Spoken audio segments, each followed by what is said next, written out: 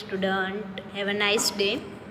આજે આપણે BSM 5માં મેન ઇંગ્લિશમાં CC 508 જે પેપર કોર્સ છે એમાં આપણા પેપર નેમ છે ઇન્ડિયન રાઇટિંગ ઇન ઇંગ્લિશ કાઉન્સમાં પોએટ્રી એન્ડ ડ્રામા. એમાં આપણે 2 લેક્ચર તો લઈ લીધા છે, જેમાં આજે આપણે ત્રીજા લેક્ચરમાં જોઈશું. આપણે જે ફર્સ્ટ ક્વેશ્ચન હતો કે ઇન્ડિયન પોએટ્રી બિફોર ઇન્ડિપેન્ડન્સ, એમાં આપણે 2 લેક્ચર લીધા. હવે આપણે ત્રીજા આગળ વધીશું. મિત્રો, આપણે જોયું હતું રવિન્દ્રનાથ ટાગોર વિશે, માઇકલ મધુસૂદન, ઋષિ અરવિંદો જે પોએટ્રી પ્રી ઇન્ડિપેન્ડન્સ પીરિયડના મહત્ત્વના રાઇટરો હતા.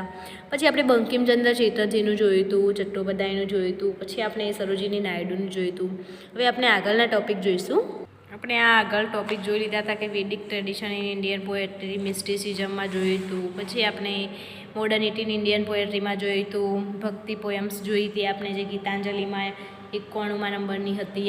પછી આપણે જોઈશું આપણો આજનો ટૉપિક છે યુનિવર્સિટી ઇન ડાયવર્સિટી. એટલે કે યુનિવર્સિટી ઇન ડાયવર્સિટી, એનો મિનિંગ એવો થાય છે કે વિવિધતામાં એકતા. કે જે વિવિધતામાં એકતા હોય છે, કેટલું બધું વિવિધ હોય છે, એમાં જે એકતા આવતી જ હોય છે, જે અલગ અલગ ધર્મના લોકો રહેતા હોય છે, હિન્દુ, મુસ્લિમ, ખ્રિસ્તી, એમાં આપણે જે એકતાનો ભાવ દર્શાવવામાં આવે છે. એટલે આપણે જોઈએ તો એમાં છે કે poetry in Indian truly celebrates the unity in diversity, the deviations and the dissimilarities in language, in presentation, in cultural background, in the religious practice. Everything as if suspended in the rudimentary semblance of thought and theme in the true essence of the religion, in the authorance of the referred to humanity. Thus the prolific Amir Khusro poetic originally rebounds and the echoes in the pioneering themes of verse 19:1 of Rabindranath Tagore Indian poetry. Amir Khusro's Hindvi Doha, generated of the etching demise his Nizamuddin Ola, also knowledge as the Hazrat Nizamuddin. He was an imperative Sufi sant and Chishti order in Islam. Is imbued with the sweet sadness, and unlike Gitanjali, it majestically declines in the heartbreaking sense of the estrangement as bride's departure from after wedding. એટલે કે અહીંયા અમીર ખુસરો જે છે આપણા, એમનો 1951નું જે છે વર્ષ, તેની હિન્દવી દોહા છે તેની વાત કરી છે. આપણે જોઈશું કે આપણે એ કહેવા માગીએ છીએ કે ભારતીય કવિતાઓમાં વિવિધતા અને એકતાઓ જોવા મળે છે. કે ભારતીય આપણી જે કવિતાઓમાં આપણે વિવિધતાઓ, એકતા બધું જોઈએ છીએ. પછી આપણી ભાષાઓ ફેરફાર હોય છે, આપણી સાંસ્કૃતિક ભૂમિકામાં જે હોય છે તેમાં અસમાનતા હોય છે. દરેક કથા વસ્તુમાં વિચારોની સમાનતા જોવા મળતી હોય છે. પછી આપણે જોઈએ છીએ કે જેમાં ધર્મનો સાર અર્ક રજૂ થતો હોય છે, જે માનતા પર એકત્વને વળગી રહેવામાં આવે છે. આમ અમીર ખુસરોની હિન્દવી દોહામાં રવિન્દ્રનાથ ટાગોરની જે મેં લખ્યું છે એ ખાસ નોંધી લેજો કે અમીર ખુસરોની જે હિન્દવી દોહામાં રવિન્દ્રનાથ ટાગોરની ઇકોનોમી કવિતાનો પણ પડઘો જોવા મળે છે. કે તેમના પ્રિય નિઝામુદ્દીન ઓલિયાના દુઃખદ મૃત્યુ પર એમને લખી હતી. એવી રીતે જોઈએ તો જે ઇસ્લામ ધર્મના ચિશ્તી સંપ્રદાયના મહાન સૂફી સંત હતા. કોણ સૂફી સંત હતું? તો તે હઝરત નિઝામુદ્દીન તરીકે ઓળખવામાં આવતા હતા. કોણ? નિઝામુદ્દીન ઓલિયા. એમનું હઝરત નિઝામુદ્દીન તરીકે ઓળખવામાં હતા. તે ઇસ્લામ ચિશ્તી ધર્મના સંપ્રદાય સૂફી સંત હતા. જે કવિતા ગીતાંજલિમાં તેની મધુર ગમગીની છે, તેમાં લગ્ન પછી કન્યાના વિદાયની પણ હૃદયદ્રાવક રજૂઆત કરી છે. આપણે જોઈએ કે ગોરી સોવાય સેજ પર મુખ પર દરાય કેસ, ચલ ખુસરા ઘર અપનાય સાંજ બાય ચાહુ દેશ. The fair maiden rests on bed of rouge, her fires covered with a look of hair. Let's us Khusro return home now. The dark dust settles in four corners of the world. એટલે કે મિત્રો આનો meaning એવો થાય છે, થતો હોય છે કે વાલની લટ સાથે ચાલો એ ખુસરો, ઘેર પાછા જઈએ અને દુનિયાના ચારે ખૂણામાં અંધારી સંધ્યા છવાઈ ગઈ છે. એટલે હવે આપણે ઘરે જવાનું છે વાલની લટ સાથે. આપણે આગળ જોઈએ તો એનો ટોપિક છે કે વેરાયટી ઓફ થીમ્સ, એટલે કે કથા વસ્તુની વિવિધતા શું છે તે એમાં આપણે જોઈશું કે it becomes pretty obvious that a land which can give birth and life to creations like the Ramayana and Mahabharata, its two most prestigious and the extant masterpiece, invariably can also render life to a precious poetic version of the cosmos with all the miscellany that life offers. So the moment and the admirer of literature endeavors to embrace Indian poetry. He is invited into the awesome of the influence and the omniscience. He is so required the lifetime and encounter with the well of the imagination, brilliance. Imagination એટલે કાલ્પનિક, બ્રિલિયન્સ એટલે કે હોશિયાર, intellect એટલે કે હોશિયાર, સબ્લિમિટી of the cultural heritage એટલે કે કલ્ચરલ એટલે કે જે સાંસ્કૃતિક કહેવામાં આવે છે એને. ધ ઇન્ટેલેક્ચ્યુઅલ, પરસાઇટ, ઇન્ટેલેક્ચ્યુઅલ આધ્યાત્મિક થાય છે. પરસાઇટ એન્ડ ધ વર્સિયસ પોલિટિકલ એટલે કે રાજકીય, સોશિયલ એટલે કે સામાજિક, કલ્ચરલ એન્ડ આઇડિયોલોજીકલ, ઇકોનોમિક્સ એટલે કે અર્થશાસ્ત્ર. એવી રીતે હેવલ્સ at the effect Indian life and the most of all its source of the sense the very involvement of the poet's soul with the castice the halo of the beautiful poetry has illuminated and the Indian literary tradition from the immemorial. એટલે કે એનો meaning એવો થતો હોય છે અને આપણે કે તે બિલકુલ સ્વાભાવિક હોય છે કે જે ભૂમિ, રામાયણ, મહાભારત જેવી કૃતિઓનો જન્મ અને જીવન આપી શકે છે તે કિંમતી કવિતાના રૂપમાં ધારી પણ શકે છે. જેથી જે સાહિત્યને પ્રશંસક જ્યારે ભારતીય કવિતાને ભેટે છે ત્યારે તે ભયાનક અનેમિતિ માટે અમુગીમ થતી હોય છે કે તેને ચોક્કસ જીવન પર્યાપ્ત કલ્પનાની સમૃદ્ધિ હોય છે, જે આપણી બૌદ્ધિક તેજસ્વીતા હોય છે. ઇન્ટેલેક્ચ્યુઅલ જે મેં કહ્યું તેને બૌદ્ધિક કહેવામાં આવે. આધ્યાત્મિક શોધની, સ્પિરિચ્યુઅલ આવે એનો મિનિંગ એવો થાય આધ્યાત્મિક શોધની ઉત્કૃષ્ટતા. સાંસ્કૃતિક વારસો, કલ્ચરલ હેરિટેજ એટલે કે સાંસ્કૃતિક વારસો થાય. બૌદ્ધિક ખોજ છે અને વિવિધ રાજકીય, સામાજિક, સાંસ્કૃતિક છે વિચારસરણીગત છે, આર્થિક ઉઠાપાત જે આપણા ભારતીય જીવનને અસર કરતી જ હોય છે, જે આપણે જોઈએ જ છીએ ને ડેલી રૂટિન લાઈફ અંગે આપણે આ બધી વસ્તુઓ આપણને અસર કરે જ છે. અને ભારતમાં બધા કેટલી જુદી જુદી બધું આવેલું છે. આપણે સંસ્કૃતિ આપણી ભારતની સૌથી મહાન ગણવામાં આવે છે મિત્રો, કે ભારતમાં અલગ અલગ જાતિના લોકો રહે છે. પછી જે આપણા રામાયણ અને મહાભારત જે આપણા ગ્રેટેસ્ટ 2 મહાકાવ્યો છે તેમાં આપણા પહેલાં જે રામની વાત કરવામાં આવી છે રામાયણ મહાભારતમાં, જે 100 કૌરવોને 5 પાંડવો કૌરવો સામે 5 ભાઈ યુદ્ધ જીતી ગયા હતા તેની વાત કરવામાં આવી છે. એવી રીતે આપણે જોઈએ તો એમાં લખ્યું છે કે વહી તે કવિતાના આત્માને પણ તેનો સામેલ કરે છે. જે સુંદર કવિને ઘાટ આપી છે, જે ભારતીય કવિતાને આદિકાલથી આપણને પ્રકાશિત એટલે કે પહેલાંથી આ જે આદિકાલથી સમયથી આપણા પવિત્ર ગ્રંથો મહાન હોય છે. આપણે આગળ જોઈએ તો આપણા સેકન્ડ પોઈન્ટ છે કે note of patriotism in Indian poetry એટલે કે ભારતની કવિતામાં દેશભક્તિ. પેટ્રિયોટિઝમ એટલે કે દેશભક્તિ થાય આપણા ભારતની કવિતામાં. એને આપણે જોઈએ તો છે કે એટલે કે Indian poetry has verily been associated with patriotism and nationalism, which almost very Indian has been born with and he built the feminine power of the revolution amidst the turmoil of Indian independence, and hence deeply interested in the patriotism expressed itself strongly in the vulgar respected are clearly protest the Sarojini Naidu.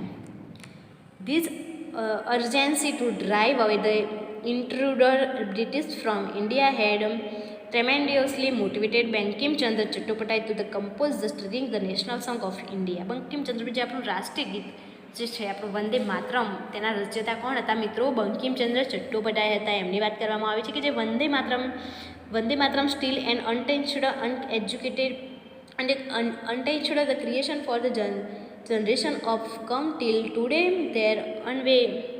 Today well the unwavering and the undone commitment and the saluted by the both the class and the mass. The Indian poetry bears the mundane testimony that thus long the emancipation, the rhyming idyllically with her resurrections and the independence revolution. Freedom is our universal speech, equality is experience fact. એટલે કે freedom એ સાર્વત્રિક છે, જ્યારે equality એ આપણા અનુભવ ઉપરની વાત કરવામાં આવી છે. એમાં આપણે જોઈએ તો એમ કે એટલે કે આ જે મેં ઇંગ્લિશ બોલી એનું એવું સમજવામાં આવ્યું છે કે જે આપણી ભારતીય કવિતા, જે આપણી દેશભક્તિ ભારતીય કવિતાઓ છે તે આપણા દેશભક્તિ અને રાષ્ટ્રવાદ સાથે સંકળાયેલી હોય છે, જે લગભગ દરેક ભારતીયના લોહીમાં જન્મથી જ હોય છે. એટલે કે સ્વાતંત્ર્ય સંગ્રામના સ્ત્રી શક્તિની ક્રાંતિ જે ઊંડી રીતે આપણી દેશભક્તિ સાથે જોડાયેલી હતી, જે સરોજની નાયડુની વાત કરવામાં આવી તો તે શક્તિશાળી કવિતામાં અભિવ્યક્ત પામી છે. પછી ભારતની ઘૂસણખોર અંગ્રેજોને હાંકી કાઢનારી તાત્કાલિક એ બંકિમચંદ્ર ચટ્ટોપાધ્યાયની ભારતીય જે આપણે કહીએ કે રાષ્ટ્રગીત વંદે માતરમ રચવા માટે અમને પ્રેર્યા હતા, જે આજે આવતી પેઢીઓ માટે પણ અદ્વિતીય રચના છે, કે જે વંદે માતરમ હવે લાઈફ ટાઈમ આવનારી પેઢીઓ હાલ જે જીવે છે એના પછી 6 વર્ષ પછી પણ આપણું રાષ્ટ્રગીત થોડું કંઈ ચેન્જ થવાનું છે, તે અદ્વિતીય કહેવાય એને, કે જે અદ્વિતીય છે, એટલે કે અદ્વિતીય રચના કરી છે બંકિમ. આજ સુધી તેને વર્ગ અને સમૂહ દ્વારા સલામી આપવામાં આવે છે, દરેક વર્ગ દ્વારા, એટલે કે આપણા જે ક્લાસ છે બધા લોકો એને આપણા ભારત દેશમાં જે જીવે છે તે બધા આપણા રાષ્ટ્રગીત ગવાતું હોય ત્યારે સલામી આપે છે. એમ કે ભારતીય ભારતીય કવિતા જે આઝાદીની અમર દસ્તાવેજ ધારણ કરે છે, કે આઝાદીનો આપણો અમર થઈ ગયા બધા તેના દસ્તાવેજ પણ ધારણ કરતી હોય છે, જે આપણે સુભાષચંદ્ર બોઝ, સરદાર વલ્લભભાઈ ગાંધીજી છે, પછી આપણા એ બધા એ લોકોએ કેટલું બલિદાન આપ્યું છે આપણા ભારત દેશ માટે, એની પણ અહીંયા ભારતીય કવિતાઓમાં પણ ઇન્ક્લુડ કરવામાં આવ્યું છે. જે ભારતીય આઝાદીની કવિ કાંતરીમાંથી જન્મી હતી, એટલે પેલું મેં જોયું કે ફ્રીડમ ઇઝ શું હતું મિત્રો, તમને યાદ છે કે freedom is our universal speech ને equality is the experience fact, એટલે કે સ્વાતંત્ર્ય એ અમારી સાર્વત્રિક વાણી છે અને સમાનતા એ અનુભવ વ્યક્તિગત છે. આપણે હવે લાસ્ટ પોઈન્ટ જોઈશું કે ઇન્ડિયન પોએટ્રી આફ્ટર ઇન્ડિપેન્ડન્સ. હવે તે જે છે આપણે કે ભારતીય કવિતાઓ જે છે તે આઝાદી પછી ભારતીય કવિતાઓ કેવી હતી તે આપણો લાસ્ટ પોઈન્ટ છે આ ક્વેશ્ચનનો. ઇન્ડિયન પોએટ્રી બિફોર ઇન્ડિપેન્ડન્સનો લાસ્ટ પોઈન્ટ આવે છે. સેકન્ડ એટલે મીન્સ કે સેકન્ડ ક્વેશ્ચન ગણો કે પોઈન્ટ ગણો તો આપણે એમાં જોઈશું કે during the post independence time the Indian poetry and the political journals had welcomed the embrace the emergence and the subaltern poetry with a group of poets who hailed from the marginal section of the society, and yet these subalterns was immensely successful in coming into the limelight, the recognition that too in the almost whirlwind manner. Arunda Mahapatra's Uttar rural background could not prevent her from the leading shape to spell female poets, and their wonderfully channeled words have been the innate part of the Indian poetry. In the historical times, the poets like the Jayasri, Vansankim and the Lumopunda and the serving as the philosophers had illuminated and the poetic the sanity in India. The illustrates the Ilinges is still born in present times, with the Scandrio being ruled by names like Nabinta Dev Sen, Kamala Das, Sujata Bhatt, many others. Naminta Dev Sen's The Yellow River. The Yellow River have overpowering force and the spite of the revolution and the necessary change symbolized in the image of Yellow River, which spouts forth into the great whale of China. Rise within the looking everything in the total the price is the physiological word, psychological verb, એટલે કે psychological દુનિયાની વાત કરવામાં આવે છે. Indian poetry has contemporary the prayer, the inquiry, stringing the explanation in the forms, the device voice, the modifies, the tries to the person that him in line almost a perfection hidden with him.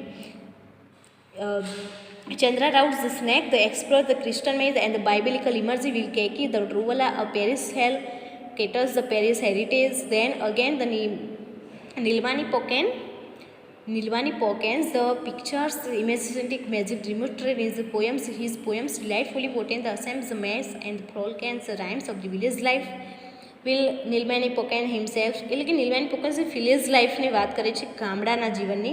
લશ્કરીયસ in the engagements in poetry in the Indian poetry, which is evaluating the appeals with the excite as long as the emotional will continue involved within as human being long as man breathe, his heart will beat. Poetry as a prescription is much fuller that being just nation verse composition. It is the rhyme of the existence with one experience in living life, like the divine conjunctions of flowers or even significant discovery about the self or the world, which in the success gives birth of the poetry.